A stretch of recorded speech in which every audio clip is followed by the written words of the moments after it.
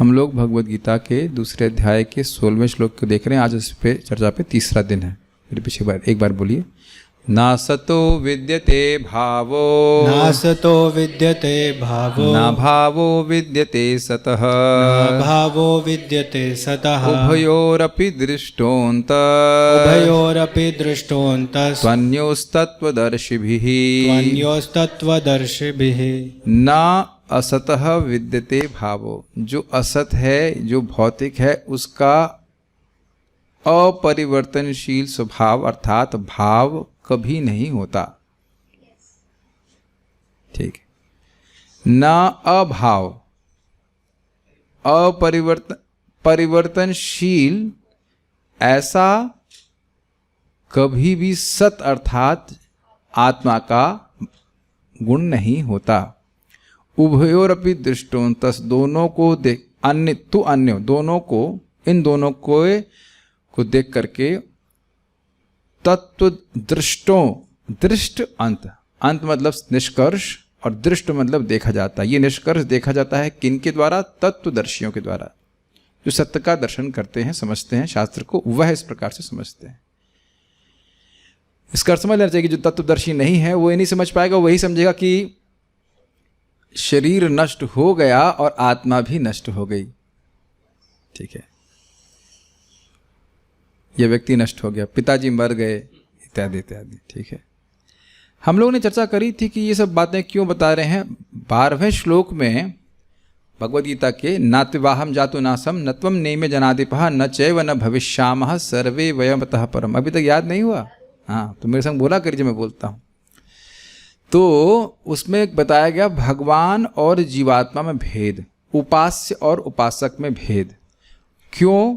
क्योंकि देखिए, जो जीव को शोक मोह ग्रसित किया हुआ है अविद्या के कारण, वह तभी जाएगा जब वह भगवान की उपास्य की उपासना करेगा।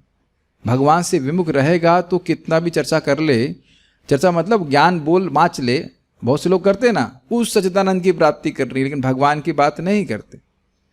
भगवान की बात क्या, भगवान का नाम भी नहीं लेते, वो उनके मुख से नाम भी नहीं आएगा। परमात्मा, अंतर्यामी, ईश्वर, ये सब बोलेंगे, लेकिन कृष्ण मुख से भी नहीं बोलते हैं।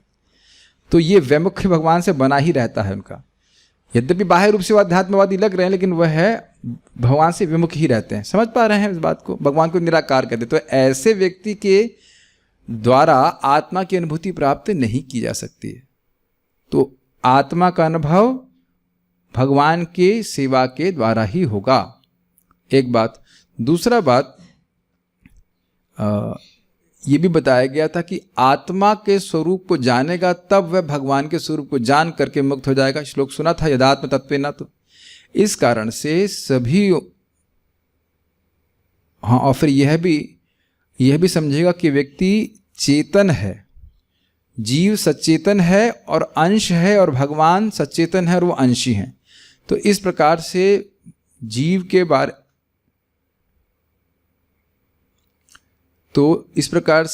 के बारे में सामान्य ज्ञान इस श्लोक में दिया जा रहा है। और यहाँ पे शरीर और आत्मा के भेद को समझाया जा रहा है। ये सब लिंक में आ गया था ताकि आगे जाके शास्त्र के मध्य में अवरोध न उत्पन्न हो जाए कि व्यक्ति आत्मा को शरीर समझने लग जाए और उसके आधार पर वह भगवद गीता को समझे। तो ये सब बातें हैं, अब मुझे लगता है कि आप समझ गए होंगे। हम लोग कहाँ रुके थे?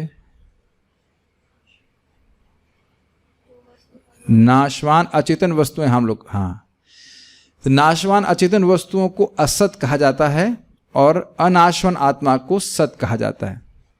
इसी प्रकार का सिद्धांत विष्णु पुराण में उद्धृत किया गया। ये प्रभुपाद जी भी अपने टीका में कोट करेंगे, तो समझिए इसको। ज्योतिषिं विष्णुर्भुवनानि विष्णुर्वनानि विष्णुर्गिरयो दिशश्च नद्यः समुद्राश्च स एव सर्वं यदस्ति यन्नास्ति च विप्रवर्य। हे ब्राह्मणों में श्रेष्ठ, विष्णु ही ग्रह हैं। ये जितने भी ग्रह हैं भगवान विष्णु की शक्ति हैं। विष्णु ही जगत हैं, भगवान ही अपनी शक्ति के द्वारा जगत के रूप में परिणित हैं। विष्णु ही वन हैं और दिशाएं हैं, वही नदी और समुद्र हैं, वही सब कुछ हैं, चाहे वह सचेतन हो या अचेतन। तो अब देखिए, इस श्लोक में मैंने हाईलाइट कर दिया है, यद अस्ति जो है और यन नास्ति जो नहीं है। तो आप देखिए, सत और असत को उसी अर्थ में लिया गया है। असत वस्तु का स्थायित्व कभी नहीं है, सुना आपने श्लोक में। और सत यानी शाश्वत वस्तु आत्मा का कभी नाश नहीं है। तो जो जिस वस्तु का कभी स्थायित्व नहीं वो क्या होगी? नास्ति, जो नहीं है। और जो वस्तु अपरिवर्तनशील है वो क्या है? वो है, तो मतलब अस्ति। तो यहाँ पे जो श्लोक विष्णु पुराण का कोट किया गया है, इसमें अस्ति शब्द आत्मा को द्योतित कर रहा है और नास्ति शब्द भौतिक वस्तुओं को सूचित कर रहा है। तो यानी इस जगत में चाहे चेतन हो चाहे वो जड़ हो, अचेतन वस्तु वो भगवान से अभिन्न है, क्योंकि दोनों ही भगवान की शक्ति हैं। इसको आप 7वें अध्याय में भी आप पढ़ेंगे कि 2 प्रकार की शक्तियों का वर्णन कर रहे हैं, एक जीवात्मा और दूसरी अपरा शक्ति यानी भौतिक प्रकृति। तो यहाँ पे भी कह रहे हैं, ये प्रमाणित करता है कि जो शाश्वत चेतन अंश है वह अस्ति, वो है, वो शाश्वत वैसा ही रहता है। और भौतिक वस्तुएं वो नास्ति, वो नहीं है, क्योंकि जैसे आज आप देख रहे हो वैसी भी नहीं दिख रही हैं, वो निरंतर परिवर्तनशील है। ये गोया कुछ दिमाग में है? तो यहां पर नास्ति शब्द जड़ पदार्थ को इंगित कर रहा है। क्यों बताइए जड़ पदार्थ को इंगित कर रहा है? पहले बताइए, संस्कृत थोड़ा बहुत पढ़े हैं कि नहीं आप लोग? अस्ति मतलब है और नास्ति मतलब नहीं है। तो नास्ति का मतलब क्या हुआ? जो लगातार परिवर्तनशील है। जैसे आप लोग मुझे भी देख रहे हो, मेरे शरीर को, अब भी उसी शरीर को देख रहे हैं। अब समझ में आया? मैं भी, अगर हम ये मान लिया जाए कि हम लोग केवल शरीर हैं, तो आप मुझसे क्लास नहीं सुन रहे हैं, हर क्षण किसी नए व्यक्ति से क्लास सुन रहे हैं, और मैं भी आपको क्लास नहीं दे रहा हूँ, मैं भी नए नए व्यक्तियों को क्लास दे रहा हूँ। अगर ये मान लिया जाए तो जैसे आप सोचिए, बहुत एग्जाम्पल समझिए, आप अग्नि की लौ को देखते हैं कि नहीं? आपने कभी त्राटक किया हो तो त्राटक करते हैं, त्राटक जानते हैं आप लोग? अग्नि की लौ के ऊपर वो आंख को केंद्रित करते हैं, तो ऐसा लग रहा है कि हम उसी लौ को देख रहे हैं। Do you agree? लेकिन क्या आप उसी लौ को देख रहे होते हैं? नहीं, वो लौ परिवर्तित हो रही है, हर क्षण हो रही कि नहीं परिवर्तित? अच्छा, गंगा जी में तो स्नान किए होंगे तो लग रहा होगा हम उन्हीं गंगा जी में स्नान कर रहे हैं, लेकिन आप एक क्षण में हर क्षण नए जल में स्नान कर रहे हैं। गंगा जी का ही जल, लेकिन हर क्षण नए जल में स्नान कर रहे हैं। दोनों उदाहरण समझ में आ रहे हैं? तो उसी प्रकार से हमारा शरीर ऐसा लग रहा है कि परिवर्तित नहीं हो रहा है, लेकिन आप जानते हैं कि हर क्षण परिवर्तित हो रहा है। और कुछ चीज़ तो आपको अनुभव भी होती है। अभी बहुत से लोगों ने प्रसाद पाया होगा, उससे पहले कुछ फीलिंग आ रही थी, कुछ लग रहा था ना, कहीं नास्ति है, पेट में कुछ नास्ति कुछ नहीं है, पेट खाली है, और अब पेट में कुछ अस्थि कुछ आ गया है, लेकिन कुछ दिन बाद फिर नास्ति हो जाएगा। तो नास्ति होने के लिए, अस्थि से नास्ति होने के लिए, मैं खाली मजाक के लिए बोल रहा हूँ, होने से नहीं होने का प्रोसीजर हो रहा है, वस्तुतः वो नास्ति ही है। क्योंकि जिस रूप में आप देख रहे हो हर क्षण वह रूप परिवर्तित हो रहा है भौतिक वस्तुओं का। कंफ्यूज नहीं करेंगे, बस खाली इतना कहना चाहता हूँ, नास्तिक अर्थ जिसका स्थायित्व नहीं है, इज इट ओके? और वो भौतिक वस्तु को द्योतित करता है। इस तथ्य को इसी पुराण के आगे वाले श्लोक में कहा गया है, विष्णु पुराण में, वस्तु अस्ति किम कुत्रचिद आदि मध्य पर्यंत हीनम सततैक रूपम। क्या कोई ऐसी वस्तु कहीं पर है जिसका ना आदि हो, ना मध्य हो, ना अंत हो, और जो सदा एक रूप में रहती हो? अब ये बड़ा सुंदर वर्णन है, इसलिए नास्ति अर्थात जड़ पदार्थ और अस्ति अर्थात सचेतन जीव, जैसा कि विष्णु पुराण के श्लोक से पुष्ट होता है। ये तो समझ में आ गया। अब देखिए कह रहे हैं वस्तु अस्ति किम, क्या कोई ऐसी वस्तु है? ये प्रश्न उठाया जा रहा है। कुत्रचिद कहीं, तत्र मतलब वहां, अत्र मतलब यहां, और कुत्र मतलब कहां। तो कुत्रचिद मतलब कहीं पे भी कोई ऐसी वस्तु है जिसका कोई आदि नहीं हो। अब मैं आपसे पूछूं, ऐसी कोई वस्तु है जिसका आदि ना हो? Very good, very good. आत्मा का कोई शुरुआत नहीं है। पहले प्रश्न का उत्तर दीजिए, क्या कोई ऐसी वस्तु है जिसका कोई आदि मध्य और पर्यंत मतलब अंत ना हो? देखिए शब्द लिख रहा है आदि मध्य पर्यंत हीनम, ना तो उसकी शुरुआत हो। मेरा प्रश्न पूछ रहे हैं, पर जो मेरा प्रश्न मतलब श्लोक का प्रश्न क्या है, क्या कोई ऐसी वस्तु है? ये पूछा जा रहा है किसको? जो लोग इस जगत में हैं, हम सब लोगों से पूछा जा रहा है कि क्या कोई ऐसी वस्तु आप जान रहे हैं जिसकी कोई शुरुआत ना हो, जिसका कोई मध्य ना हो और जिसका कोई अंत ना हो? आप बहुत ना ना ना ना ना भौतिक वस्तु नहीं बोल रहे हैं। यस, वस्तुनो अंश जीवः वस्तुनो शक्ति माया, सीधर समय बोलते हैं 1.1.2 वेद्यम वास्तवम अत्र वस्तु तापत्रयोन्मूलनम। वेद्यम वास्तवम अत्र वस्तु शिवदम तापत्रयोन्मूलनम। वस्तु है भगवान, भगवान का आदि है, भगवान का मध्य है, भगवान का अंत है। भाई सीधी बात है, इसका आदि और अंत नहीं है, उसका मध्य कैसे होगा? मध्य के लिए तो आदि अंत होना चाहिए ना। लेकिन भगवान का हर प्रकार से अनादि है, मतलब देश किसी देश में शुरू नहीं हुए, देश में खत्म नहीं हो रहे, देशव्यापी हैं, सर्वदेश व्यापी हैं, सर्वकाल व्यापी हैं, सर्ववस्तु व्यापी हैं, सारी वस्तु उनसे अभिन्न है, ये समझ में आया। लेकिन जीव केवल किस तरह से अनादि है? काल की दृष्टि से। ऐसा किसी समय नहीं कि जीव की शुरुआत हुई, और ऐसा कभी नहीं कि जीव का अंत होगा। तो मध्य में भी जीव नित्य विद्यमान, ऐसा नहीं कि मध्य मतलब हो रहा हो, आज हो रहा हो, ऐसा नहीं है, ऐसा भी नहीं है। तो प्रश्न था क्या कोई वस्तु है? तो उत्तर है हाँ है। अच्छा, कहां है? यहां दिख तो रही है, आपको सामने ही दिख रही। We are that person. वस्तु तो भगवान तो है ही, और उनका अंश जीव भी वस्तु है। और उसमें क्या कह रहे हैं? सतत एक रूपम, वह एक रूप ही रहता है, जीव में परिवर्तन नहीं आता है। ये महात्मा समझ पा रहे हैं कि नहीं बार बार? और इसी को यहां पे इंगित किया जा रहा है, अस्थि। अस्थि का मतलब ही है जिसका चिरस्थायित्व हो। वस्तु अस्थि। तो यहां पे इसलिए फिर इसको हाईलाइट किया कि यहां पे फिर अगले श्लोक में अस्थि शब्द से ही सूचित हो रहा है कि ये सचेतन जीवों को इंगित कर रहा है। वस्तु भगवान भी हैं, वो परम वस्तु हैं। हम लोग परम वस्तु नहीं है, हम लोग की सत्ता भगवान पे आश्रित है, लेकिन हम भी वस्तु हैं। एकदम हम पढ़ा चुके हैं, आप पढ़ेंगे तो 1.1.2 में भागवत में एकदम स्पष्ट बोलते हैं, वस्तु भगवान है, उनको भागवत से जानेंगे, और जीव को नहीं जानते। जीव का स्वरूप भी भागवत में वर्णन है, और माया का स्वरूप भी वर्णन है। माया का भी आदि मध्य और अंत नहीं है। भौतिक प्रकृति में परिवर्तन नहीं आता है, उसके प्राकट्य में परिवर्तन है। प्रकृति के गुण वैसे ही रहते हैं, रजोगुण तमोगुण सतोगुण में कोई परिवर्तन नहीं आता है, वैसे ही रहते। वो अपने प्रभाव से परिवर्तन प्रस्तुत कर रहे हैं। भौतिक प्रकृति समझ रहे हैं, भौतिक वस्तुएं परिवर्तनशील हैं, लेकिन भौतिक एनर्जी परिवर्तनशील नहीं है, वो शाश्वत है।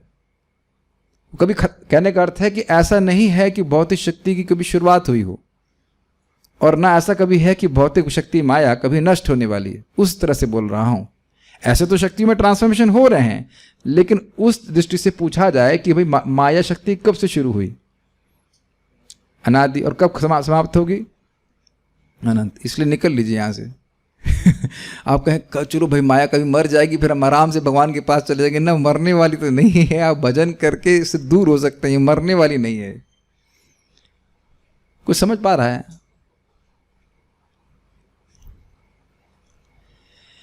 लेकिन यहां जो नास्ति शब्द को बोल रहे हैं, वो जड़ पदार्थ को बोल रहे हैं। जो आपको यहां पे दिख रहा है वो बार बार वो परिवर्तनशील हो रहा है बार बार। भौतिक एनर्जी तो as an energy of the lord is eternal.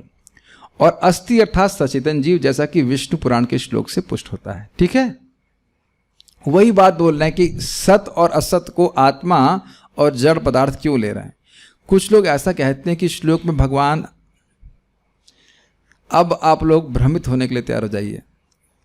Shripad Ramanujacharya ji भी इस बात को, सत्कार्यवाद को खंडन करते हैं, और आप देखेंगे गलत। यहां देखिए श्लोक बहुत सीधा है, आत्मा नाशवान नहीं है और भौतिक पदार्थ लगातार परिवर्तनशील है, इसलिए नाशवान। नाशवान मतलब जिस रूप में दिख रहा है वैसे रूप नहीं होगा, फिर रूप परिवर्तित हो जाएगा। मेरी बात सुनाई पड़ रही है? You know that matter can not be destroyed, is equals to MC का, वो सब सुन चुके हैं अगर आपने फिजिक्स पढ़ी हो। भौतिक प्रकृति का नाश नहीं हो रहा है, वो जिस रूप में वस्तु दिख रही है वो परिवर्तित हो जा रही है। क्या ज्यादा फिजिक्स हो गई? आप तो पढ़े होंगे फिजिक्स, समझ में आ रहा है मैं क्या कह रहा हूं। फिजिक्स भी नहीं पढ़ी है आप लोग, तो समझ नहीं रहे हैं। जूम में कोई वक्त समझ रहा है फिजिक्स? मैटर को भी डिस्ट्रॉय नहीं किया जा सकता है, वो उसको एनर्जी में कन्वर्ट कर दिया जाता है। यही तो एटम बम वगैरह में होता है। फिजिक्स भौतिक एनर्जी क्या कहते हैं, भौतिक आपने शिक्षा प्राप्त करी, उसका कुछ तो लाभ उठाइए समझने के लिए। Material energy can not be destroyed, उसका रूप परिवर्तित किया जा रहा है, लेकिन आत्मा तो एक रूप में ही रहती है। इसीलिए लिखा है सततैक रूपम, वो आत्मा तो एक ही रूप में रह रही है, आत्मा का कोई रूप भी परिवर्तित नहीं हो रहा है। यहां थोड़ा सा रूप परिवर्तित हो रहा है, इसलिए इसको नास्तिक कहा जा रहा है। चलिए अब हम आपको गलत एक्सप्लेनेशन समझाते हैं। कुछ लोग ऐसा कहते हैं कि श्लोक में भगवान सत्कार्यवाद को स्थापित कर रहे हैं। सत मतलब था शाश्वत और कार्य मतलब इफेक्ट। तो ये लोग कहते हैं कि ये जगत हमेशा से है। जब हमेशा से है, न अभाव विद्यते सतः, ये जगत जो है ये एक इफेक्ट है और ये इफेक्ट हमेशा से है। ये ऐसा कभी नहीं हुआ कि ये नहीं रहा हो। तो यानी कोई ईश्वर नहीं है जिसने इस जगत की सृष्टि करी हो, ये कहना चाहते हैं। अब बताइए भगवान बोल रहे हैं ऐसा कुछ? ये उनके मन में सब कुछ दिमाग में घुसा हुआ है। आत्मा को नहीं, आत्मा को जगत नहीं बनाया, आत्मा को हटाई दिए यहाँ से। वो कह रहे हैं यहाँ सत्कार्यवाद की बात हो रही है कि ये जगत जो है शाश्वत है, इसमें कोई सृष्टा की जरूरत नहीं। अब कहाँ की बात कहाँ लेके जाओगे ये बताओ। क्या ये प्रसंग चल रहा है यहाँ पे? क्या कहते हैं सांख्य, मतलब इस प्रकार से क्या ज्योग्राफी पढ़ा रहे हैं भगवान? एकदम असंगत व्याख्या है कि नहीं? और आप जैसे ही व्याख्या सुनोगे तो आप कन्फ्यूज हो जाओगे कि गीता की बात कहाँ से बोल रहे हैं। आप देखिए आचार्यों की बात सुन रहे हैं, एकदम क्लियर आपको फ्लो समझ में आ रहा है कि क्यों बोल रहे हैं। और अद्भुत तरह से मैंने ये बात बोली, समझ में भी नहीं आया ना, तो हम पढ़ाएंगे ताकि कोई समझ में नहीं आए अभी। और ये समझ में आ जाए कि ऐसी व्याख्याएं कभी हों तो सुनना भी नहीं चाहिए। अगर आपको नहीं समझ में आए तो यही उद्देश्य है अभी इस पैराग्राफ को पढ़ने का। Is it okay? हाँ, तो आप रिलैक्स कर सकते हैं, बिल्कुल अपने माइंड को ऑफ कर दीजिए 5 मिनट के लिए कि कुछ नहीं समझ में आ रहा, ठीक है। जो सांख्य दार्शनिकों का सिद्धांत है जिसके अनुसार कारण कार्य में निहित होता है, परंतु यह उद्देश्य नहीं है, क्योंकि श्लोक का उद्देश्य केवल आत्मा और शरीर के वास्तविक स्वभाव को स्थापित करना है उस व्यक्ति के लिए जो आत्मा और शरीर के संबंध में मोहित है। अब हम बता रहे हैं कि क्या है। सत्कार्यवाद के अनुसार कार्य कारण में निहित होता है। ये बहुत सिंपल है। जैसे ये आपका मोबाइल बना किससे है? मोबाइल या कैमरा किससे बना हुआ? प्लास्टिक से। तो प्लास्टिक तत्व इस कैमरे में है। कैमरा इफेक्ट है, कार्य, और कारण क्या है? प्लास्टिक। तो प्लास्टिक वस्तु हटा करके कार्य नहीं बना। तो ये बात बोल रहा है, ये तो गलत नहीं है, तो ठीक है। सत्कार्यवाद के अनुसार कार्य कारण में निहित होता है, क्योंकि कोई वस्तु यदि सत यानी कार्य है तो वह ऐसी वस्तु से प्रकट नहीं हो सकती जिसका अस्तित्व ना हो। इससे यह स्थापित होता है कि प्रकृति ही एकमात्र ब्रह्मांड की सृष्टि और प्रलय का कारण है और इसमें भगवान की आवश्यकता नहीं है। अब मैं समझाता हूं उसका अर्थ क्या है। देखिए श्लोक देखिए। सत मतलब इफेक्ट। तो कह रहे हैं सतः अभाव न विद्यते। अब आत्मा मत दीजिए, इनका एक्सप्लेनेशन देखो। सत मतलब effect, the effect you are seeing in this world. Effect को क्या बोलेंगे? परिणाम का कभी भी परिवर्तनशील स्वभाव नहीं होता है। ये इनकी फिलॉसफी है। उसके बाद कह रहे हैं, ऊपर वाली लाइन देखो, असत का मतलब होता है उसका कारण। सत मतलब कार्य और असत मतलब कारण। तो कह रहे हैं असत न विद्यते भावो, और असत वस्तु का सदा ही परिवर्तनशील स्वभाव होता है। ऐसा वो कुछ बोलना चाहते हैं।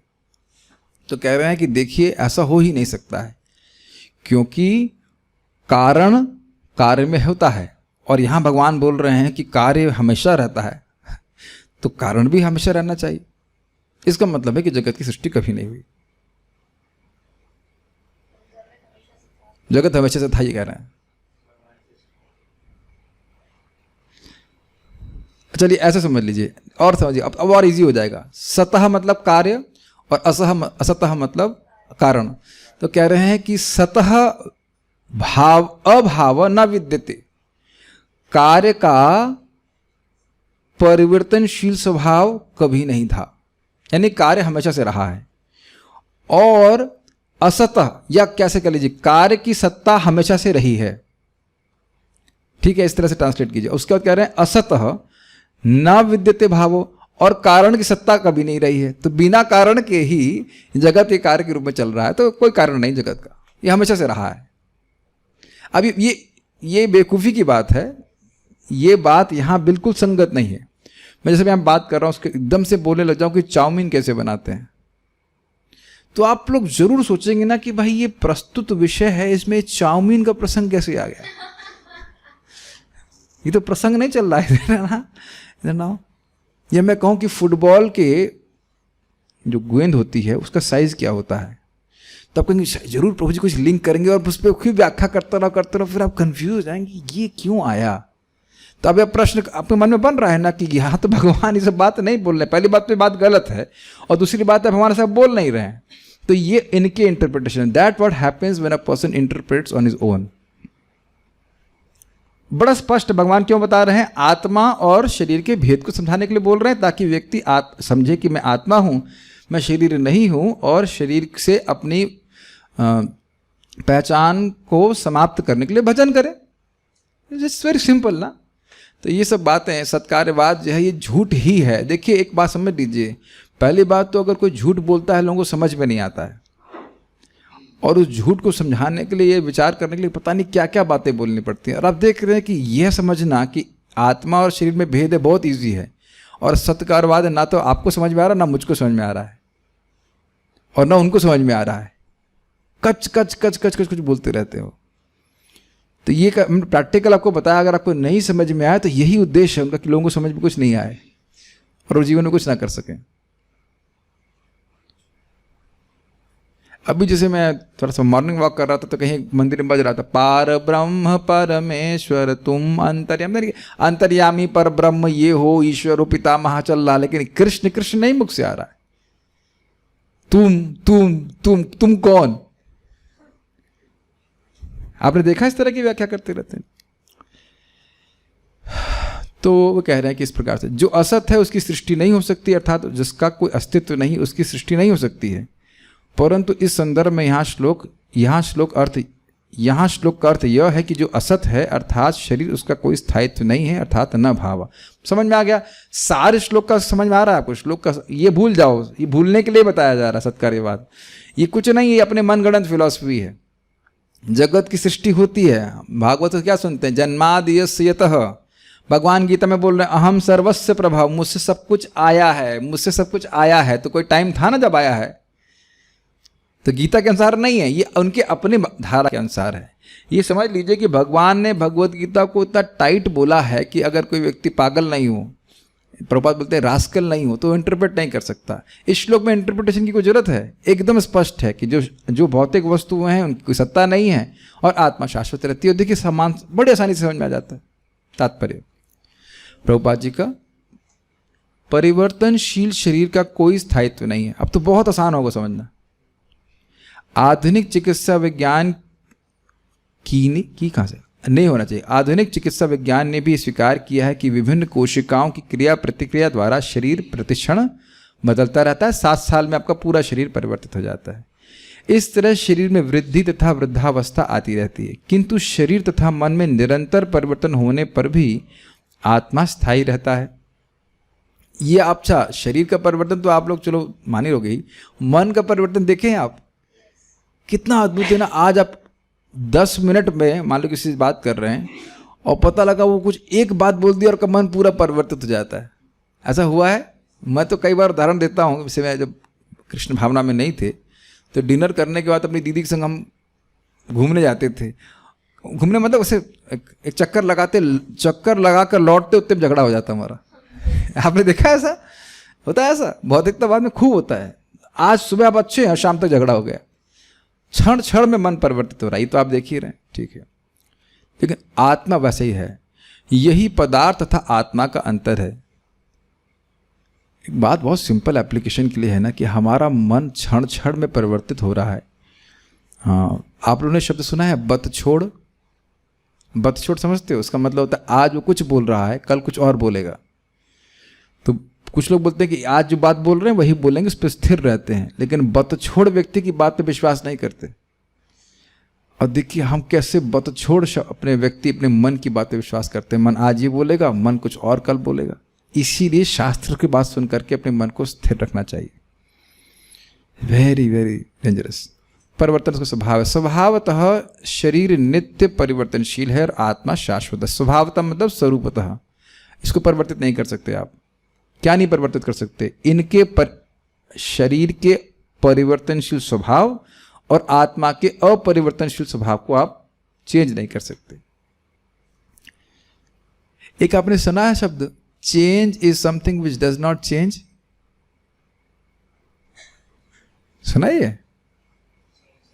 समझ में आया ये? Change is something which does not change. इससे पहले मैं आगे जाऊं, समझने का प्रयास कीजिए।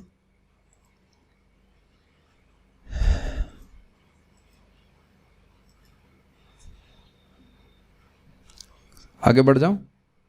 नहीं समझ में आया? परिवर्तन इस जगत का शाश्वत नियम है। परिवर्तन कभी परिवर्तित नहीं होता। ये बोल रहे हैं यहां पे हर वस्तु परिवर्तनशील है, ऐसा कहा जाए। शील मतलब स्वभाव, परिवर्तन वाले स्वभाव की है। कैच किया ये बात? आप बहुत थक गए। हर जगह परिवर्तन हो रहा है। तो अगर आप एक कहें कि what is the process? Change. ये चेंज होने का प्रोसेस कभी रुकेगा क्या? चेंज होने का प्रोसेस कभी चेंज होगा क्या? लेकिन आत्मा का कोई परिवर्तन नहीं होता। ओके, काफी इंटरेस्टिंग है ना? ये बात हम जानते हैं और फिर भी विस्मित होते हैं। हम सोचते हैं कि आज हम सुख में हैं, शरीर हमारा सुख में तो हमेशा रहेगा। सब लोग सोच रहे हैं ना सर? और दुख में है तब भी व्यक्ति अभिभूत हो जाता है, सोचता है हमेशा ऐसा ही रहेगा। कितना अमेजिंग है कि यहां देख रहे हैं, स्पष्ट देख रहा है कि यह सब कुछ परिवर्तनशील है, फिर भी व्यक्ति स्थायित्व की ही धारणा करता है। उसका कारण बता सकते हैं आप लोग? हम लोग देख रहे हैं कि नित्य परिवर्तन हो रहा है, लेकिन सोचते हैं कि स्थायित्व रहेगा वस्तुओं में। कोई सोच सकता है, कोई गैस कर सकता है कि उसका कारण क्या है?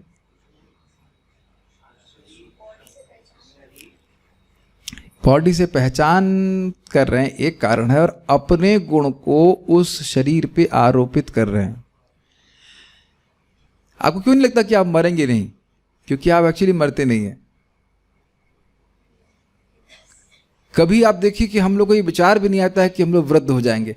कुछ 10-5 साल बाद देखेंगे, अरे झुर्रियां आने शुरू हो गई। हम अपने गुण को शरीर पे आरोपित कर रहे हैं।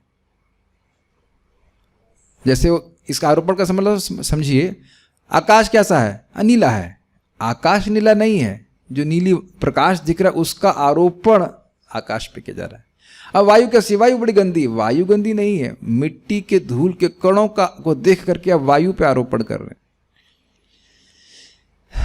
आरोप समझ रहे? आत्मा शाश्वत है, लेकिन देह को शाश्वत माना जा रहा है, जबकि देह शाश्वत नहीं है। यही तो प्रॉब्लम का कारण है।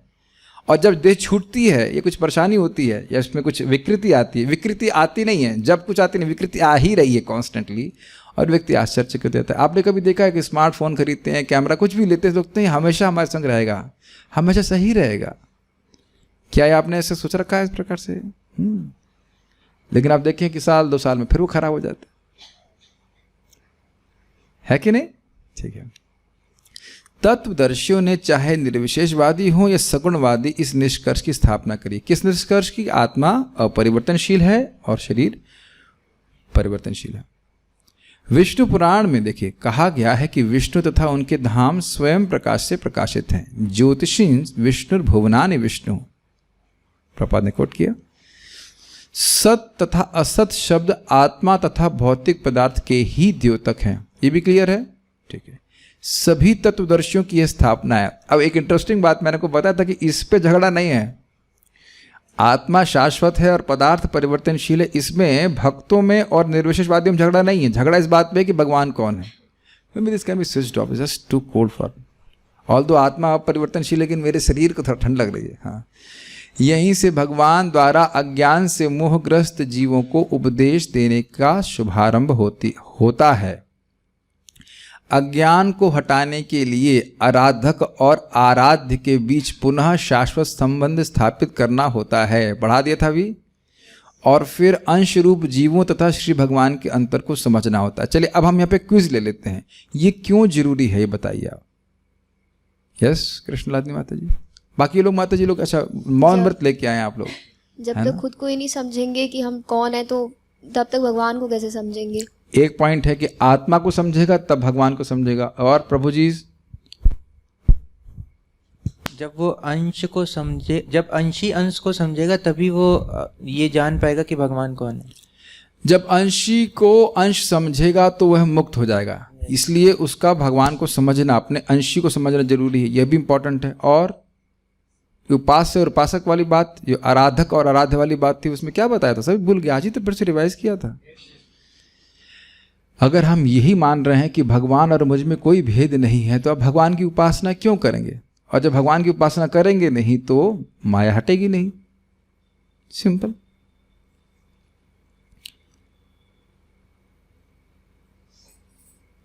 अच्छा एक बड़ी इंटरेस्टिंग बात है ना, इसको ऐसे समझिए बहुत अच्छी तरह से।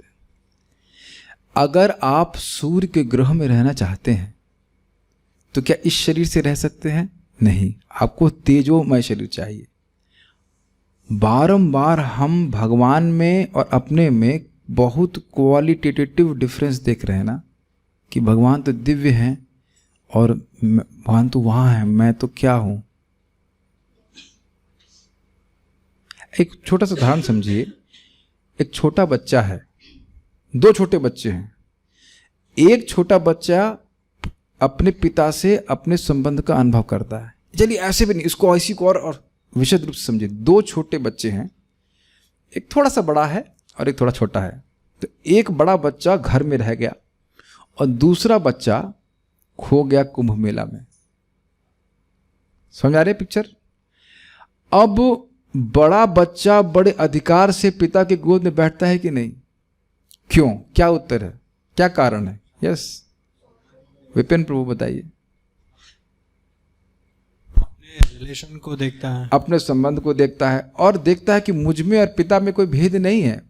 वो भी सिंह हैं, हम भी सिंह हैं, फॉर एग्जाम्पल सिंह या गुप्ता जो भी कुछ है, व्हाटएवर, वो भी इस घर, वो घर के मालिक है, मैं उनका बेटा हूं। लेकिन कदाचित छोटा बच्चा जो एकदम बचपन में खो गया, वो अगर उस घर में आ जाए, आ गया, मैं मान लीजिए, या उसके पिता कहीं बाहर मिले, मालूम बाहर पिताजी उसको मिल गए, तो क्या वह इस अधिकार से उनकी गोद में चढ़ पाएगा? वो क्या सोचेगा, अरे ये तो बहुत बड़े व्यक्ति हैं, इनकी गोद में हम, वो चढ़ने की बात सोचिए, वो कल्पना में भी उसके नहीं आएगा कि मैं चढ़ सकता हूं। अरे इतने बड़े व्यक्ति, इतने बड़े व्यक्ति। आप देख रहे हैं कि इस प्रकार की एक दिक्कत यहां है लोगों की, कि भगवान तो इतने बड़े व्यक्ति हैं, मेरा और मेरा व्यक्तिगत संबंध, लाइक जैसे आप और मैं बात कर रहे हैं, लाइक दैट, ये भी हजम नहीं होता है। भरतपुर में हम प्रचार करने जाते थे तो एक माता जी, बड़ी सिंपल सी माता जी, गंगा माता जी आती थी, दो रो रही थी किसी रिश्तेदार के लिए, अपने बेटे के लिए कुछ बताने। हमने कहा आप ये नहीं सोच रही हो कि भगवान आपके लिए कितने आग्रही हैं? तो एकदम बड़ी मतलब मासूम तरह में बोले, अरे भगवान हम मेरे लिए क्यों सोचेंगे? समझ रहे ना, भगवान, उधर भगवान देख रहे हैं बहुत दूर,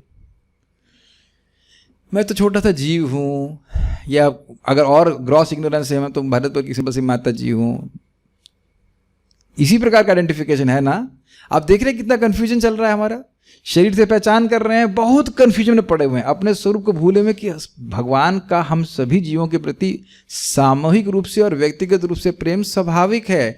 जैसे वो पिता दोनों लड़कों को प्रेम करता है, जो उसके पास रह गया उसको भी और जो चला गया उसको भी चाहता है कि आके रहे।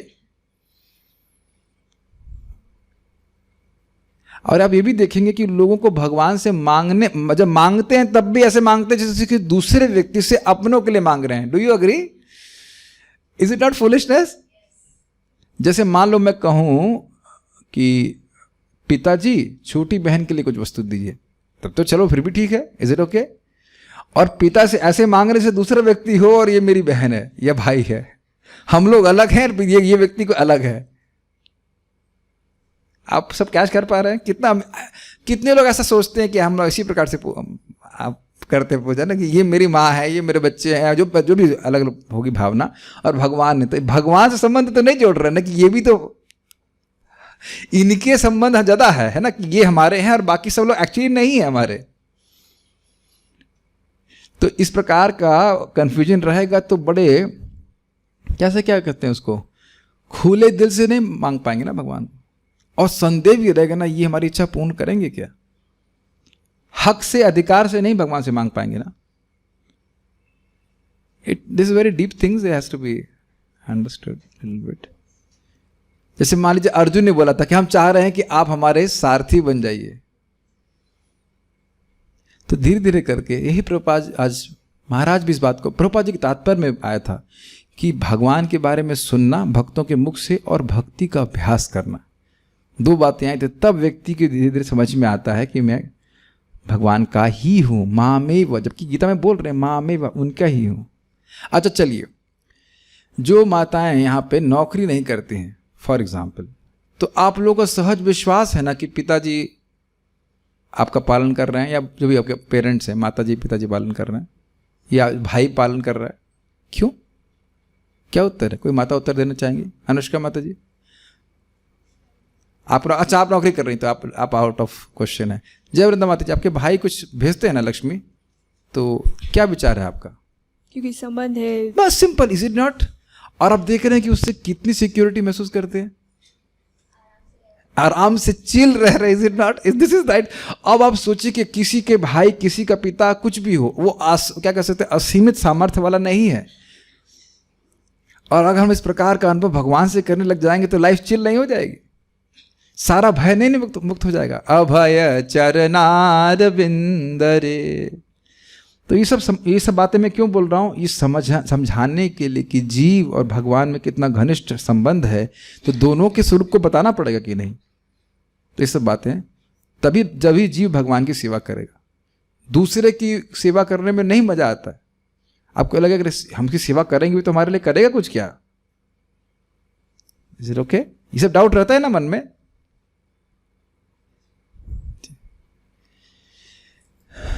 कोई भी व्यक्ति आत्मा के अध्ययन द्वारा परमेश्वर के स्वभाव को समझ सकता है, ये भी पढ़ाया गया था अभी, अब देख रहे हैं, समझ में आ रहा है। आत्मा तथा परमात्मा का अंतर अंश तथा पूर्ण के अंतर के रूप में है। जैसे समझ सकते हैं कि अगर कोई कहे कि सागर की, अच्छा चलिए मैं पूछता हूं, सागर का जल समझते हैं ना आप लोग? सागर का जल कैसा होता है समझते हैं ना? हाँ, थोड़ा क्वांटिटी ले लेंगे तो समझ लेंगे। अच्छा चलिए, अगर वो एग्जाम्पल आपको नहीं समझ में आ रहा, ये तो समझ में आ रहा होगा कि आप लोग पता नहीं समझते हैं, जब बोरिंग कराते हैं, बोरिंग समझते, सबमर्सिबल, तो थोड़ा पानी निकलता है, तो पानी आप एक घूंट पी लेते हैं तो समझ लेते हैं कि जमीन में जितना पानी है सब वैसा ही होगा। आप क्या अंदर घुसते हैं आप बोरिंग के अंदर? नहीं है कि नहीं, एक जल का अंश ले लेते हैं। चलिए तीसरा एग्जाम्पल, आप चावल, ये भी एग्जाम्पल देता है कि चावल के एक चावल पका रहे, एक दाना चेक कर लिया, हाँ सब बाकी चावल, लेकिन वो कुछ अलग एसेंस में है। लेकिन यहाँ पे स्पेशल पानी वाला एग्जाम्पल दिया जा रहा है कि एक आपने अंश को ग्रहण किया, समझा। जीव को जब तक नहीं समझेगा व्यक्ति भगवान को नहीं समझ पाएगा। बारंबार भगवान पे ही धारणा होगी कि वो एक भौतिक शरीर से युक्त व्यक्ति, और ये भगवान पे प्रति सबसे बड़ा अपराध है। अगर ये अपराध व्यक्ति करेगा तो वो कभी प्रगति नहीं कर पाएगा। ठीक है, वेदांत सूत्र तथा श्रीमद् भागवत में परमेश्वर को समस्त उद्भवों प्रकाश का मूल माना गया है। जन्मादि अस्य यतः, इस जगत में जो कुछ भी है उसका कारण भगवान है। ऐसे उद्भवों का अनुभव परा तथा अपरा प्राकृतिक क्रमों द्वारा किया जाता है। जीव का संबंध परा प्रकृति से है, जैसा कि 7वें अध्याय से स्पष्ट होगा। थोड़ा समझ लीजिए, परा मतलब दिव्य और अपरा मतलब नीचे, पर अपर। ठीक है, तो जीव क्या है, वो चेतन शक्ति है, वो ऊपर है, परा है, और भौतिक शक्ति जो पृथ्वी जल वायु अग्नि आकाश है वो निम्न है, अपरा है। इसके अलावा कौन सी शक्ति है जगत में? राधा रानी तो दिव्य है, आध्यात्मिक शक्ति अलग बात है, लेकिन इस जगत को बनाने वाली और कौन सी शक्ति? और कुछ भी नहीं है। जीव हैं और जीव पराशक्ति है, और भौतिक वस्तु वो अपराशक्ति, इन्हीं को मिला करके जगत बनाया गया। वही जगत है क्या? पराशक्ति अपराशक्ति को भोगने का प्रयास कर रही, लेकिन है दोनों शक्ति भगवान की, भगवान पे आश्रित है। सबको समझ आ रहा है? पराशक्ति कौन है? जीवात्मा। अपराशक्ति भौतिक शक्ति। यद्यपि शक्ति तथा शक्तिमान में कोई अंतर नहीं है, किंतु शक्तिमान को परम माना जाता है और शक्ति या प्रकृति को गौण। अतः क्यों शक्ति को आप शक्तिमान से अलग नहीं कर सकते? क्या इस बल्ब से आप रोशनी को अलग कर सकते हो? तो यानी कि उससे अलग तो नहीं कर सकते, लेकिन क्या रोशनी बल्ब है? नहीं है। उससे अलग है? नहीं है। अच्छा, और प्रश्न, एक और उदाहरण लीजिए। लौ, लपट समझते हैं। लौ यानी कि फ्लेम, अग्नि। तो अग्नि में ऊष्मा और प्रकाश, ये उसके गुण है, उसकी शक्ति है। तो कहाँ से ऊष्मा शुरू होती है? अब उससे अलग नहीं कर सकते। और कहाँ से प्रकाश शुरू होता है? अलग नहीं कर सकते। लेकिन प्रकाश और ऊष्मा अग्नि से अलग है। एक ही समय में अलग हैं, इन द सेंस उसकी शक्तियां और उस पर आश्रित हैं, लेकिन वह प्रकाश से अलग, वह अग्नि से अलग भी नहीं कर सकते। ये प्रभात विधान है। अतः सारे जीव उसी तरह परमेश्वर के सदैव अधीन रहते हैं, जिस तरह सेवक स्वामी के या शिष्य गुरु के अधीन रहता है। और ये नहीं सोचना चाहिए कि हम इससे पे इंडिपेंडेंट है। यही हमारी बीमारी है। इस समय भी हम भगवान पे पूरी तरह आश्रित हैं। आपकी भगवान की इच्छा के बिना जीव कुछ नहीं कर सकता है। Is it okay? अज्ञानावस्था में ऐसे स्पष्ट ज्ञान को समझ पाना असंभव है, क्योंकि भगवान की माया शक्ति बार बार यही कन्विंस कर रही है कि तुम इंडिपेंडेंट हो, जो चाहो खाओ, जो चाहो करो।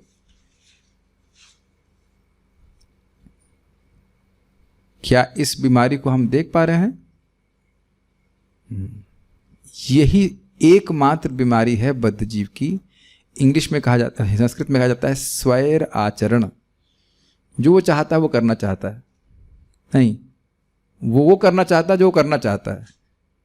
जरूरी नहीं कि उसके लिए अच्छा हो। और आप समझ रहे हैं, प्रभुपाद बोले थे, बद्ध जीव का ये स्वभाव ही है कि वो गलत वस्तुओं को ही चाहेगा। जो उसके लिए भोग आदि उसके दुख के कारण है, अद्भुत कंडीशनिंग है कि हम उसकी ही चाहत करते हैं।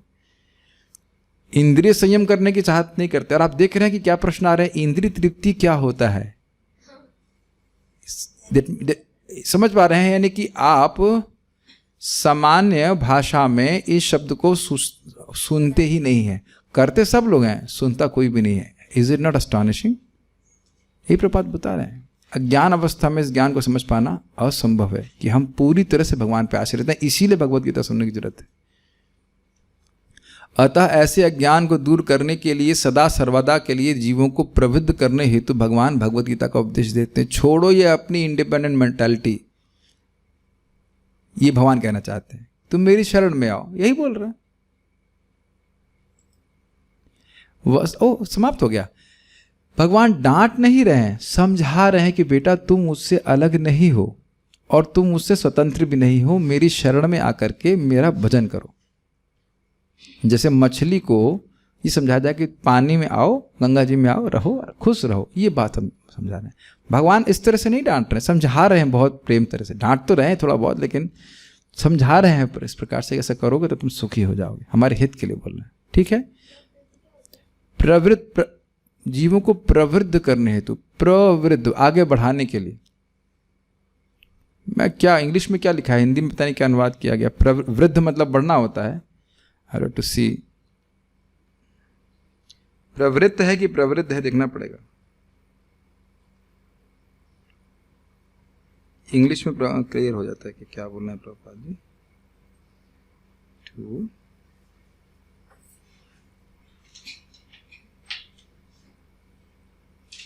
enlightenment of all living entities for all time. Enlightenment करने, प्रवृत्त मतलब होता है वो बोध कराने के लिए, उनको ज्ञान हो जाए, इसके लिए भगवान भगवत गीता का उपदेश देते हैं। ठीक है, तो श्लोक सबको समझ में आ गया। अब हम लोग प्रश्नोत्तर करेंगे। सो वेयर वी आर, श्रीधरे, जस्ट अ सेकेंड, कोई कमेंट है क्या? प्रबुद्ध, प्रबुद्ध का मतलब एनलाइटनमेंट बोला गया है। और ये पूछा गया है पराशक्ति है या अपरा, उसको तो बता दिया गया। So now will start our questions. ये प्रश्नोत्तर प्रश्नोत्तर इसलिए महत्वपूर्ण है क्योंकि हमने बोला तो है, लेकिन आपने समझा कितना है, इसका बहुत प्रभाव होता है। अभी हम बोलना शुरू करेंगे तो मुझे समझ में आएगा कि क्या समझा है। And it is not in a cruel way that I am testing. आप लोग आगे भी दूसरे को समझा सकें तो इसलिए पूछा जा रहा है बार बार। प्राय लोग सोचते हैं कि ये प्रश्नोत्तर शायद महत्वपूर्ण नहीं, लेकिन भगवत गीता के जो पॉइंट्स हैं ना वो बहुत टफ हैं। अगर आप उसको ठीक से नहीं सुनेंगे और बोलेंगे नहीं और चर्चा नहीं करेंगे तो वो मन से स्लिप हो जाएगा। देखा था अभाव और भाव समझने में कितना दिक्कत हुई थी। So it will be good that we can discuss. श्रीधरी में श्लोक में सतः, असतः एवं भावः कहने से क्या सूचित हो रहा है? आपको श्रीधरी याद ना भी हो, मैं उतना उत्तर नहीं अनुभव क्या वहाँ पे क्या, छोड़ दीजिए। आप आपने श्लोक के अनुसार क्या समझा बस उसको वैसे वर्णन कर दीजिए। ओके साधना माता जी। हरे कृष्णा प्रभु जी। असत माने भौतिक वस्तु जो परिवर्तनशील है, जैसे कि हमारा शरीर, और भावा यानी उसका भाव जो परिवर्तनशील उसका स्वभाव है। सत आत्मा के लिए कहा गया है, सत आत्मा के लिए है और असत जो है वह भौतिक वस्तु के लिए, ठीक है। लेकिन भावः शब्द का अर्थ बताइए। मतलब कि जो अभाव, मतलब उसका जो स्वभाव नहीं है, अभाव नहीं, भावः शब्द का अर्थ बताइए। देख रहे हैं, परिवर्तन स्वभाव। देख रहे हैं कि कितनी बार बोलने के बाद भी कठिनाई आ रही है। राधा शर्मा माता जी बताइए। कोई बात नहीं, सुनिए सुनिए, क्योंकि जो शब्द है उसका बिल्कुल उल्टा अर्थ है। हाँ बोलिए। भाव मतलब अपरिवर्तनशील स्वभाव, यानी वो भाव मतलब वो हमेशा रहने वाली वस्तु है, ठीक है, कोई बात नहीं। तत्वदर्शी भी से क्या इंगित हो रहा है एवं भगवान अर्जुन को क्या शिक्षा दे रहे हैं? श्रीधर स्वामी, ओके बोलिए। इसमें तत्वदर्शियों से मतलब है कि जो तत्वदर्शी हैं, जो सत असत के बारे में जिनको ज्ञान है, जिसको जानने वाले, उनके ज्ञान को जानने वाले को तत्वदर्शी कहा गया है। और यहाँ पे ये थोड़ा माइक पे बोली। हाँ, यहाँ पे भगवान ये बोले हैं कि इस प्रकार के विवेक से तुमको कोई शोक मोह नहीं होना चाहिए। अगर इस तरीके का तुम्हारे अंदर विवेक है तो तुम्हें सुख दुख सहन करना चाहिए। यस, इस विचार को समझते हुए, हाँ बहुत अच्छा बात कि वो लिंक बोले थे कि अरे हम बहुत सुख दुख सहन करेंगे तो शरीर मतलब क्षीण हो जाएगा, आत्मा मर सकती है, आत्मा खतरा है उसे। तो कहते हैं नहीं, ये विचार करते हुए कि आत्मा का नाश कभी नहीं होगा, तुमको आवश्यक सुख और दुख ग्रहण करने चाहिए, ठीक है। सारार्थ वर्षिणी श्लोक का लिंक क्या है?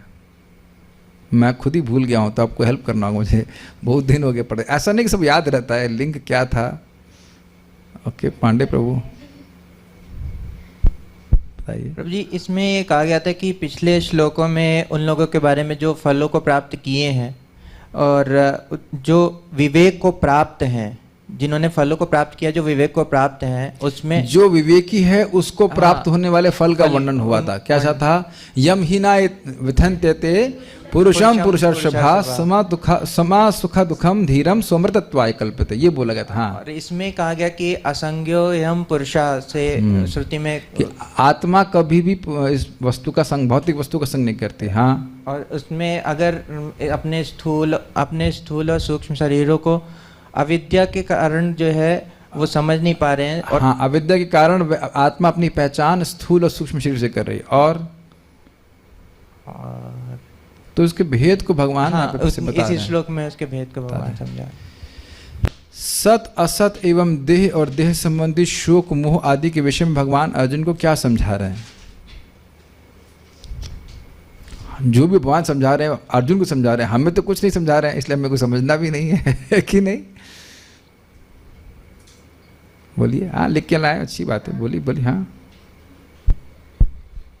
सत का मतलब कि जो सत्य स्वरूप है, जिसका कोई विनाश नहीं हो सकता, और असत का जो भौतिक वस्तु है जो विनाशशील है, और देह से संबंध का वो बता रहे थे, जैसे कि भीष्म आदि का विनाश नहीं हो सकता, और भीष्म आदमी का, हाँ, भीष्म का विनाश नहीं होगा, भीष्म रूपी आत्मा का विनाश नहीं होगा। हाँ। तो उस तरीके से तुम एक देखिए, जब आत्मा देह है ही नहीं तो, और देह का परिवर्तन अवश्यम भावी है, और आत्मा का परिवर्तन होना नहीं है, तो देह और तो फिर जब देह से संबंध नहीं तो किस प्रकार नहीं से है आत्मा शोकग्रस्त का, तो देह से संबंधी व्यक्तियों से क्या संबंध है? तो उनसे जो शोक मोह है वो युक्त नहीं है। युक्त नहीं। बात ठीक है। गीता भूषण टीका, जीव के शोक का विनाश किस प्रकार हो सकता है एवं यह उपासना कैसे होती है? ये अच्छा प्रश्न है, बोलिए वर्षा माता जी। हरे कृष्ण प्रभु जी।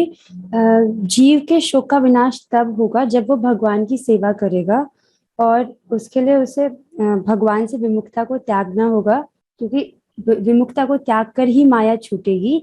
और उपासना कैसे की जाती है, जिसमें आगे चल के भगवान बताते हैं, मन मनावो मन भक्त, जो 4 आज्ञा भगवान देते हैं।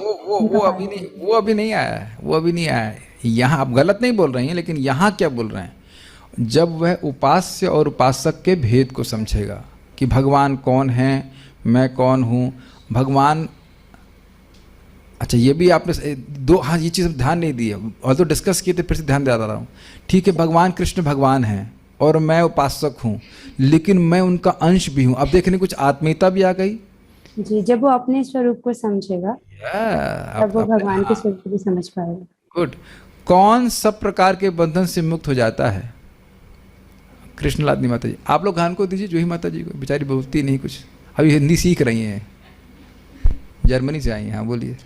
जब एक योगी भगवान को अजन्मा निर्विकार शुद्ध स्वामी के रूप में जानता है, जो सभी अलंकारों से युक्त है, और इस प्रकार पर ब्रह्मा का अनुभव करता है, तो पर ब्रह्मा मत बोलेगा, पर ब्रह्म। पर ब्रह्म का अनुभव करता है, तो ऐसा व्यक्ति सब प्रकार के बंधन से बहुत सुंदर। अजन्मा क्या शब्द था, और कौन सी? निर्विकार। अब देख, में रुक जाइए, अजन्मा और निर्विकार, इससे यह क्लियर नहीं हो रहा कि वे व्यक्ति हैं। आगे पढ़िए, और कौन से गुण बताया इसमें? शुद्ध स्वामी, अब ये व्यक्ति हो गए, और अलंकार से युक्त हैं, सभी प्रकार। देख रहे हैं? यानी कि तुम खाली निर्विकार निर्विकार हल्ला करते रहोगे, अजन्मा पुरुष, अकाल पुरुष, और बोलते भी है, एक धर्म बोलते हैं अकाल पुरुष, लेकिन धारणा निर्विकार की करते हैं, निराकार की करते हैं। तो लिखो, आप बोल रहे हैं, जो तुम बोल रहे हो पुरुष, और अकाल पुरुष मतलब जो शाश्वत पुरुष है, तो कौन पुरुष है वो पूछेंगे नहीं। सबसे बड़ी दिक्कत कलयुग में है कि लोग सोचते कुछ नहीं है, क्या बोल रहे हैं इसके पे कोई विचार नहीं है। खुद बोल रहे हैं अकाल पुरुष, तो पुरुष मतलब व्यक्ति हुआ ना, और बोल रहे हैं निराकार। उस परम पिता निराकार ब्रह्म की धारणा करो। पिता है तो निराकार कैसे हो गया बताओ? तुम्हारा आकार है और पिता का आकार नहीं है। तो क्या 3 चीजें फिर से बोलिए? अजन्मा है भगवान, निर्विकार है मतलब भौतिक प्रकृति के गुण पे बिल्कुल कार्य नहीं करते, और शुद्ध स्वामी है, ठीक है, सभी अलंकारों से युक्त है, उनका स्वरूप है। यही जानने का तब ही मुक्त होगा। Is it okay? आप लोग बात जानते हैं, ये बात जाने रहिएगा कि आप ये बात जानते हैं। और बहुत बड़े सन्यासी भी होगा, वही चीखता रहेगा, हमें उस सच्चिदानंद की प्राप्ति करनी है। लेकिन मेरे सामने की बातें हल्ला कर करके, हाथ ऊपर ऊपर करके, हमें उस सच्चिदानंद की प्राप्ति करनी है। But he had no idea, उसके चित्त में, उसके मन में कभी भगवान नहीं आने वाले। क्योंकि उसका मतलब क्या, सम पर्सन, दया आती है कि जब लीडर की यह स्थिति है, तो जो वहाँ पे सुन रहे हैं उनकी क्या स्थिति होगी? हाँ, उसकी, किसकी? कभी आप पूछिएगा, जो लोग ISKCON में ट्रेनिंग नहीं लिए हैं, उनसे पूछो भगवान कौन है। मैं तो कभी कभी कौतूहल में, हम नाम नहीं ले रहे हैं, पूछता हूँ कि लोग क्या बोल रहे हैं। एक ओम है जो सब जगह है, हम अभी नाम नहीं लेना चाहते हैं कि, लेकिन इसी प्रकार के मेडिटेशन कराते रहते हैं। और एक जगह व्यक्ति ने पूछा कि आप बोल रहे हो इससे आपकी एनर्जी बढ़ती है, एनर्जी बढ़ा के फिर क्या होगा? Wow, that's a good question, is it not? कि मैं इस ध्यान के द्वारा अपनी एनर्जी बढ़ा रहा हूं, एनर्जी बढ़ा के क्या करूंगा? तो अनआंसर्ड रह गया ना सारी बातें। गीता पढ़ने से समझ में आती है कि क्या करेंगे आप, भगवान की भक्ति करके भगवान के पास चले जाएंगे। चलिए, ना सतो विद्यते भावो ना भावो विद्यते सतः की व्याख्या कीजिए। इसमें तो बहुत हुआ था। चलिए, जय वृंदा माता जी उत्तर देना चाहती हैं, will give you that chance. और उसके विपिन प्रभु को तो हमने कई बार पकड़ लिया ऑलरेडी, आप प्रश्न का उत्तर दे चुके। ना सतो मतलब न प्लस असत, असत मतलब भौतिक, ना मतलब नहीं है, नहीं, ना असतो विद्यते मतलब है, भाव मतलब चिरस्थायित्व। तो भौतिक वस्तु का चिरस्थायित्व है ऐसा कभी नहीं है, मतलब वो Very good. परिवर्तनशील है। ठीक। और ना भाव, ना प्लस अभाव, मतलब आपने प्रश्न सेट किया है, बताइए। हाँ। न भाव मतलब चिरस्थायित्व नहीं है ऐसा कभी नहीं है, मतलब चिरस्थायी है, आत्मा है वो हमेशा अपरिवर्तनशील। फिर से ना अभाव, अभाव मतलब भाव मतलब अपरिवर्तनशील।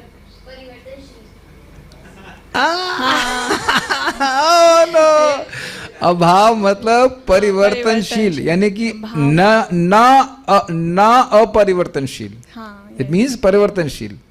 तो ये आत्मा का स्वभाव कभी भी परिवर्तनशील नहीं होता है, ये गलत, ठीक है। अब आप सोचिए कि हम लोग पढ़ रहे होते खुद से केवल, तो कभी इतना माथा नहीं मार रहे होते।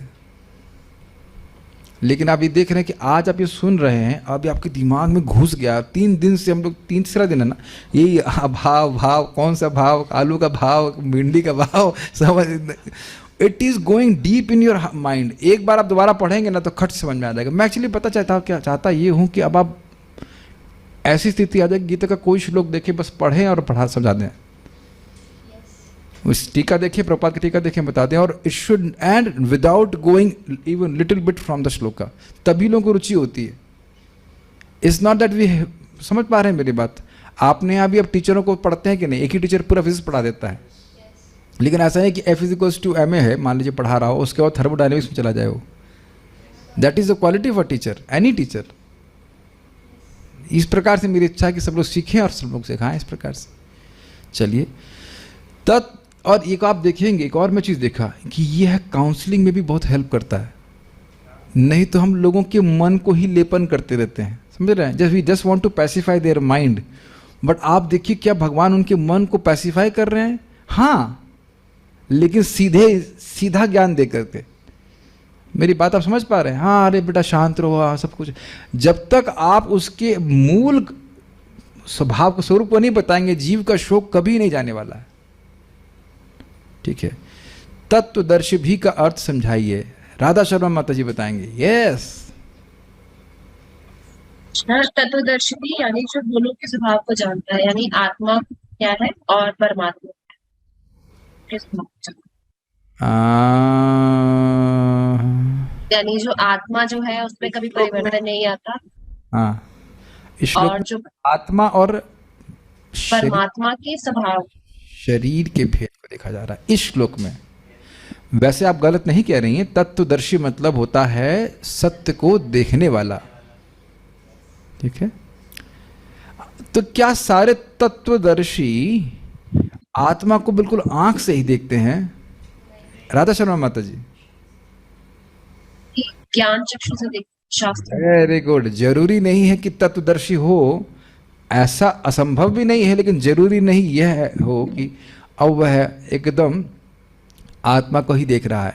मुझे इस पर हंसी आई। हमारा एक, अब मजाक बनाएंगे, हमारे IIT में सीनियर थे, मेरी इच्छा थी मंदिर ज्वाइन करने की, उनकी शादी करने की इच्छा। तो बोले कि देखो, अगर कोई ऐसा व्यक्ति हो जो परम सत्य को देख रहा हो तो हम अपना जीवन समर्पित कर देंगे उसके लिए। अब हम दोबारा मिले नहीं, हम नाम नहीं बोल रहे। उनको पूछो कि जिससे शादी करने वाले हो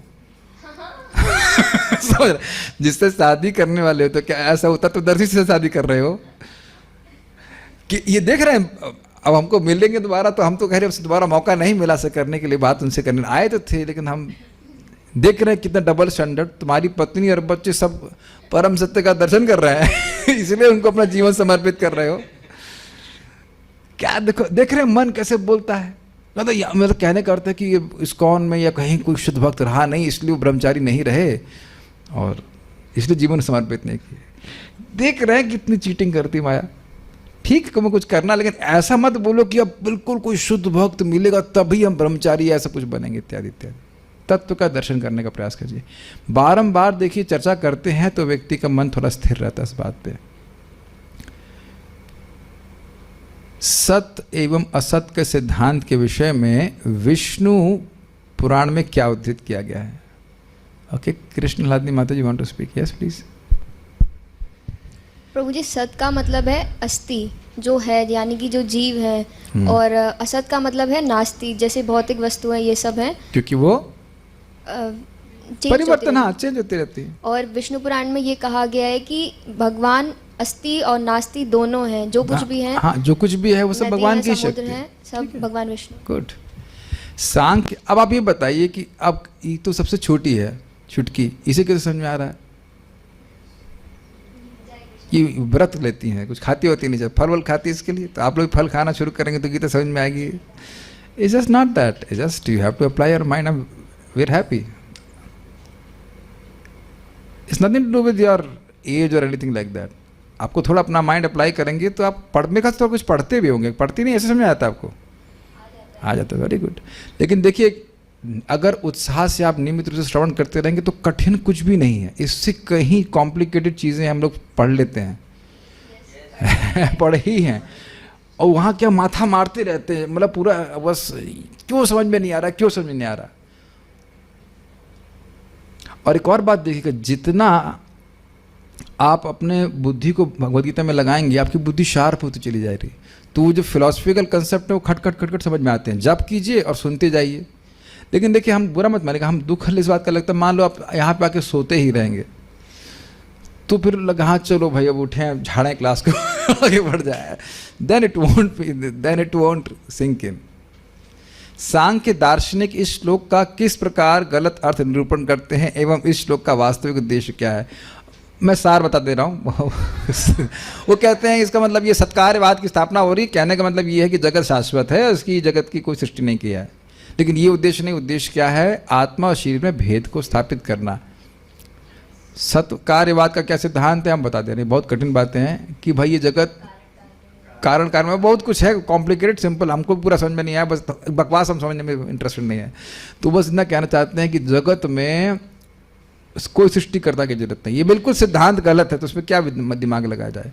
और इससे क्या स्थापित होता है? कुछ नहीं, पागल है वो लोग। बस ये स्थापित होता है कि वो कहते हैं कि ईश्वर की कोई जरूरत नहीं है और ये जगत हमेशा से था, बस इनके उनसे को बस तुम्हारी बुद्धि नहीं थी, बाकी तो जगत तो सब कुछ था, लेकिन तुम्हारी बुद्धि नहीं थी।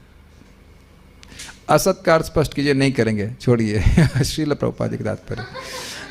शरीर वो हम उसको वो आ गया तो ठीक है, हम समझा दिए, लेकिन हमको बहुत क्रोध आता है जो इस प्रकार का सिद्धांत सुनते, मन ही नहीं करता सिद्धांत सुनने का। सर, शरीर परिवर्तनशील है एवं आत्मा नित्य है, ऐसा किस आधार पर कहा जा सकता है?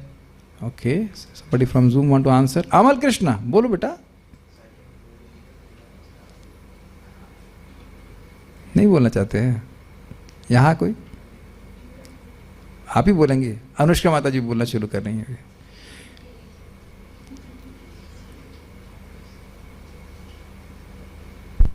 शरीर परिवर्तनशील है क्योंकि उसका स्थायी नहीं है। ठीक है, स्थायित्व तो नहीं है। और आत्मा अपरिवर्तनशील है क्योंकि वो नित्य है। पता नहीं इस प्रश्न का आधार क्या है, हमको पर समझ नहीं आ रहा प्रश्न। सत और असत होगा ना। अच्छा अच्छा अच्छा, हाँ मैं समझ नहीं पाया था। ठीक है, फिर से उत्तर दीजिए। आप सही कुछ उत्तर दे रही हैं, कृष्णलादनी माता जी उसको बोल रही हैं, मैं समझ नहीं पाया इसका आधार क्या है। आधार मतलब पेशेस, हाँ ओके। मतलब आधुनिक चिकित्सा के अनुसार ये शरीर बदलता रहता है, ये प्रमाण ये तो देखा जा रहा है कि शरीर परिवर्तित हो रहा है, लेकिन दिक्कत क्या है कि वो आत्मा के बारे में नहीं जानते। ठीक है, अगर आप लोगों ने एक पुस्तक पढ़ी हो, साइंस ऑफ सेल्फ रियलाइजेशन, पढ़ा है? तो जैसे प्रभुपाद जी किसी व्यक्ति से, एक साइंटिस्ट उसे चिट्ठी के द्वारा जिरह कर रहे हैं, वो कहता है कि नहीं बस आत्मा कुछ नहीं, शरीर है, और ऐसे करके आज भी माना जाता है कि हृदय के पास से एनर्जी आती है, लेकिन स्रोत क्या है वो नहीं जानते। श्लोक में सतः एवं असत शब्द से क्या सूचित हो रहा है? तो वह स्पष्ट है, सतः मतलब आत्मा, असत मतलब भौतिक पदार्थ। तत्वदर्शियों ने किस निष्कर्ष की स्थापना करी है? बहुत स्पष्ट है। अज्ञान को हटाने के लिए क्या आवश्यक है? हाँ, ये में अच्छा प्रश्न है, थोड़ा अलग तरह से घुमा के पूछा गया है, ये लोग कुछ बोल ही नहीं रहे। गोपाल प्रभु। हरे कृष्णा प्रभु जी। प्रभु जी आवाज आ रही? आवाज़ बहुत खराब आ रही है, आपको माइक सही करिए। ठीक है, साधना माता जी बताइए। हरे कृष्णा प्रभु जी। अज्ञान को हटाने के लिए हमें ये समझना है कि आत्मा और शरीर का जो भेद है, भगवान अंशी और हम अंश रूप हैं जीव, इसके भेद को समझना, इसको हटाने के लिए हमें ये भेद समझना पड़ेगा, तो हमारा ज्ञान हट जाएगा कि हम शाश्वत हैं।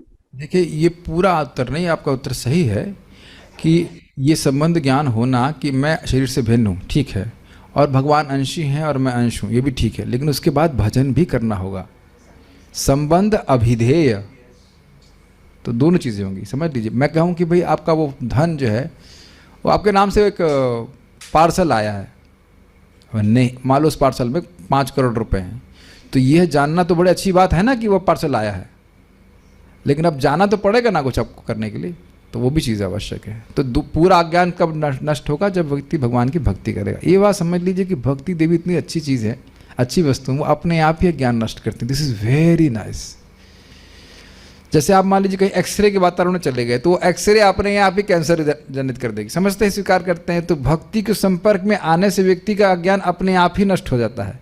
आपको सोचने की जरूरत नहीं कि आपको स्वरूप का बोध कैसा होगा। जैसे जैसे आपकी प्रकृति, हमारी प्रकृति होती जाएगी, हृदय शुद्ध होता जाएगा, अपने आप समझ में आने लग जाएगा कि हम शरीर नहीं है।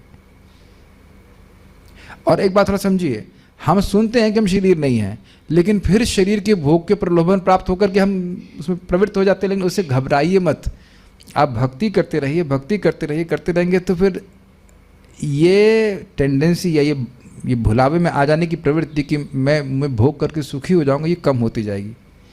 क्या आप लोग मेरी बात समझ पा रहे हैं? और उसको प्रत्यक्ष रूप से आप देखेंगे कि यद्यपि व्यक्ति भोग में पड़ भी गया, वो बोरिंग अनुभव करेगा ना, ये तो नहीं। वो पहले के अभ्यास के कारण हो जाता कि शायद मैं सुखी हो जाऊंगा, लेकिन ना, उसमें नहीं होता।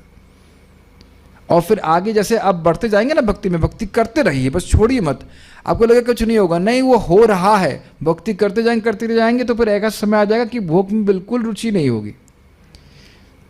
तो यदि आपको लग रहा है कि स्ट्रगल है, तो स्ट्रगल है ही जब तक आप परमहंस नहीं बन जाते। मैं परमहंस नहीं बन जाता। और एक बात आप समझिए, कितना भी बड़ा व्यक्ति हो, पहलवान हो, जब स्ट्रगल चल रहा है तो 2-4 मुक्के उसको भी पड़ते ही हैं। इसका अर्थ नहीं कि वो लड़ना बंद कर देता है। You are becoming stronger and stronger as you are doing sadhana, stronger to resist the temptation of maya. भगवान अंदर से ही खुलासा कर देते हैं उन भोगों के स्वरूपों का, ना कुछ नहीं रखा है इसमें। This make sense?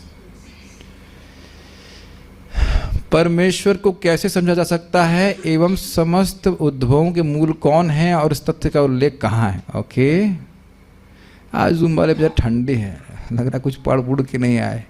संतुष्ट कृष्ण प्रभु तो कुछ बोलना ही नहीं जानते हैं।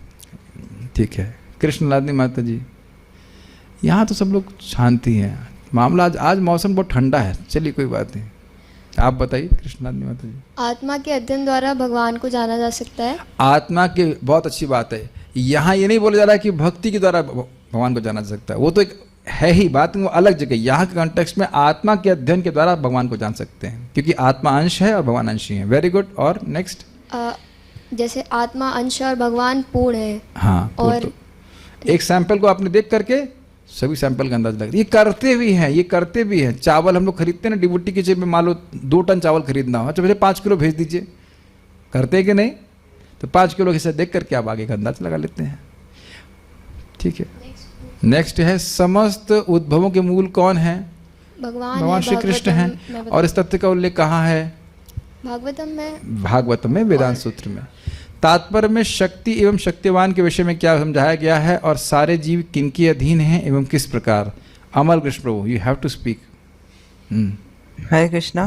तात्पर्य में बताया गया है कि शक्ति और शक्तिमान में तो अंतर नहीं है, लेकिन शक्तिमान जो है वो उनको परम माना जाता है और शक्ति है वो प्रकृति का गौण स्वरूप माना जाता है। और दूसरा प्रश्न यहाँ पर है कि नहीं, प्रकृति शक्ति का गौण स्वरूप नहीं है। शक्ति गौण है, और क्योंकि भगवान पे, शक्तिमान पे आश्रित है। अब आप देख रहे हैं कि हम तो ज्यादा व्याख्या नहीं कर रहे हैं, पढ़ा हुआ है, लेकिन जब आप बोलने की बात आई तो क्या हुआ? अब आप सोचो, मैंने तो ऐसा नहीं बोला, बुरा मत मानिएगा, मैंने तो सही बोला था, पढ़ लिया प्रभुपाद जी तात्पर्य से, और आपने क्या सुना। अब आप सोचिए कि अगर आप, मैं कहूँ अमल कृष्ण क्लास दे देना, और अगर आप ये बोल देंगे, आप सोचिए ये बोल देंगे तो सामने वाले को क्या समझ में आएगा? That's why it is very difficult to repeat what we have heard. Don't take it easily. आप प्रभु जी ऐसा कर रहे हो ऐसी बात नहीं, बहुत बार ऐसा होता है। क्यों? क्योंकि समझ में आने में थोड़ा दिक्कत हुई। देखिए मैं इसीलिए कई बार डांट देता हूँ कि मोबाइल वाइल मत बजाइए, इतना इजी नहीं है। आप देखिए प्रैक्टिकल, मैं आपको डांट नहीं रहा हूँ, it is not that easy. शक्ति गौण है ये कहा गया और भगवान मुख्य है ये कहा गया, क्योंकि शक्ति शक्तिमान पे आश्रित रहती है। क्या हम पहली बार बोल रहे हैं?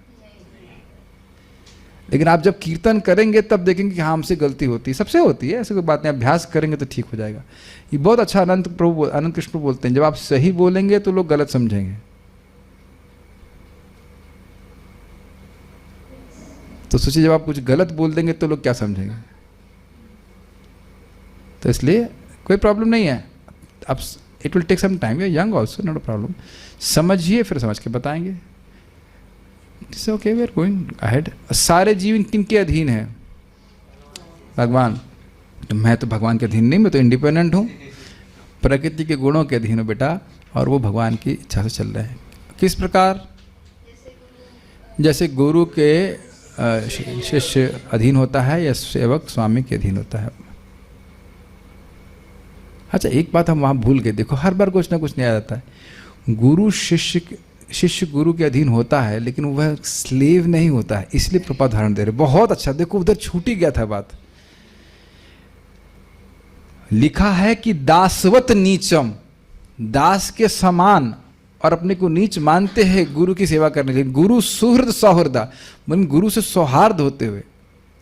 दासवत मतलब दास नहीं, दास इन द सेंस कोई स्लेव नहीं है, वो बड़े प्रेम से सेवा करता है। तो वो समझना चाहिए। सेवक स्वामी भी है, लेकिन सेवक स्वामी का अर्थ है किस तरह से? बड़ा प्रेम से सेवा करते हैं। नहीं तो लोग सोचेंगे अरे भगवान बड़े खतरनाक है, ये आगे आएगा। वीतराग भय क्रोधा, ये समझते हुए कि जगत में स्वामी बहुत परेशान करते हैं।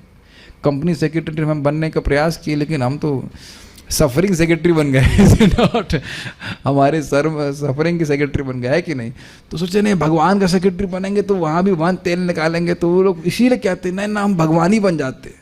हमें कंट्रोलर कोई हमारा हमको कंट्रोल करेगा तो हमको परेशान करेगा। बिकॉज यहाँ पे जगत में हम देखते हैं कि जो कंट्रोल करता है आपको परेशान करता है। भगवान ऐसे नहीं है। जितना भगवान आपको कंट्रोल कर रहे हैं, फिर भगवान उतना ही आपसे भी कंट्रोल हो जाएंगे। Do you agree? Can you here what I am saying? जितना आप भगवान से कंट्रोल्ड होंगे, कृष्ण भी उतना ही कंट्रोल हो जाते हैं। ये तो अच्छी डील है कि नहीं? तुम जानते हो नहीं मैं कौन हूँ, बोलते नहीं जगत में मेरे चाचा कौन है जानते हैं, ताऊ जी कौन है, ऐसे करके बोलते हैं। So if we can, have you ever thought like this?